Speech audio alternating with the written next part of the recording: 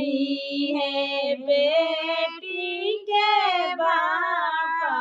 है थरा थरा कांपल कैसे पता रही है ने हमारा हे बेटी के बाप है थरा थरा कांपले कैसे पता रही है ने हमारा एक पता रही है नाई सारा महादेव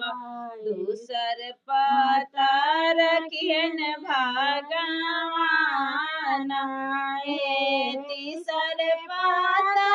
रखी है ना बेटी है कंचन बेटी जिनी बेटी प्राण के आधार